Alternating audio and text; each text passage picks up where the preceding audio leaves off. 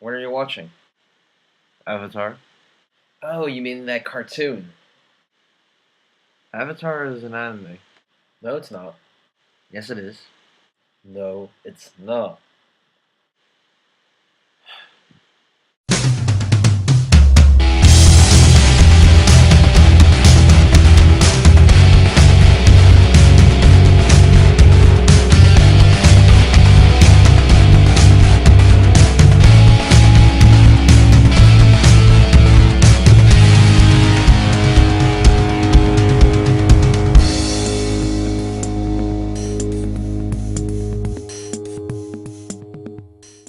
Now, in the early 16th, 17th, and 18th century, there were a lot of storytellers in Japan.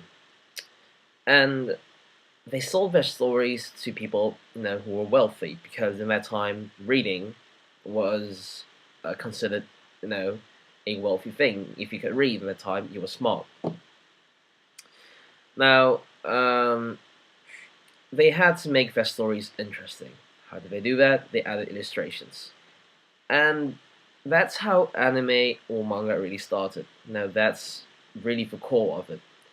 The only problem was the Japanese were not that good drawers. I know, funny, right? Now, the problem with the Japanese drawers was they cannot draw in 3 dimensions. The only thing they drew were 2 dimensional images on the papers, and that was it. It wasn't that appealing. Until they finally got into contact with cartoons, American cartoons, they started to develop a sense of 3 dimensional thinking. They were able to construct depth, and they were able to construct backgrounds. They were able to make their characters stand out instead of just putting them flat onto a piece of paper. This resulted into a whole big jump for the mangakas at that time.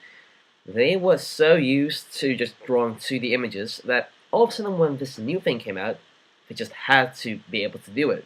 So in the 19th century, actually early 20th century I think, around that time anyway, Japanese artists that were influenced by the cartoons started to develop their own drawing style, which we know today as manga. Great examples are, for example, Astro Boy. I mean, Astro Boy was one of the first mangas that came out to be influenced by the Americans, and you could clearly see it by their way of thinking. It was futuristic. Um, the drawing style was a bit similar to the American cartoons, at least, and it was heavily influenced by the Japanese art. Now, it wasn't until the 21st century when manga finally caught on with America. So the cartoons were one side, and then you had manga and anime on the other side, where anime and manga suddenly became very popular. So now is question. People say there's no difference between both, mangas and cartoons. However, the one was influenced by the other, and one wouldn't have existed without the other. Meaning, there were no cartoons, there were no anime. If there were no anime in that time, there were no cartoons as we know it is today, because the two have influenced each other a lot. Now, let's take as an example Avatar The Last Airbender. Avatar The Last Airbender is really, really the best example I can think of right now. Why? Because if I look at it from a neutral standpoint, I would have to say that Avatar The Last Airbender is an anime. Why? Because of its drawing style. It's drawn like almost all the other animes.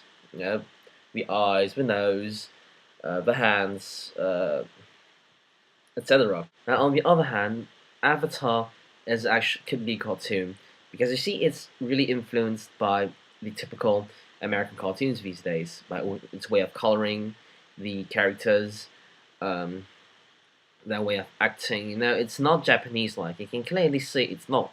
So I think it's safe to say that anime has to be culture related. I know that anime stands for animation in English and blah blah blah blah blah, but I'm not going into that. I'm through with that. I mean, there are so many contradictions within that, and there are so many people arguing pointlessly over that. I'm not gonna do it. Now, I think anime and cartoons should be divided based on their cultures. One of the best examples I can think of right now are the typical schoolgirls in the Japanese anime. They're shy, cute, have a certain behavior which the American cartoons don't have. No matter how thin the line is, you will always see a difference between cultures. Again, I take Avatar as an example. The Avatar girls, I mean Toph, Azula, what's her name again? Uh, crap,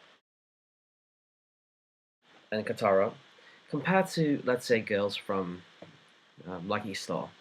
Let's take Miyuki for example, the pink-haired girl with giant boobs.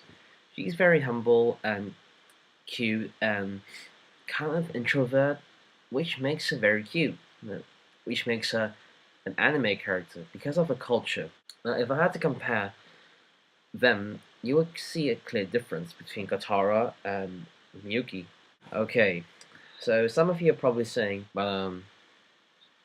Lucky Star is like slice of life, and Avatar is like action stuff. So, and doesn't even take place in Japan. So okay. So let's compare Avatar to, let's say, Gurren Lagann. Um, I can't even pronounce it. Tengen Toppen Gurren, the thing with giant robot thing. That anime. You have that girl, Yogo, I think is her name.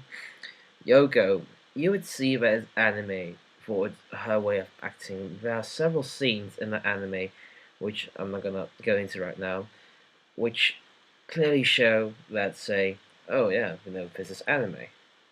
And you won't find those elements in cartoons such as Avatar.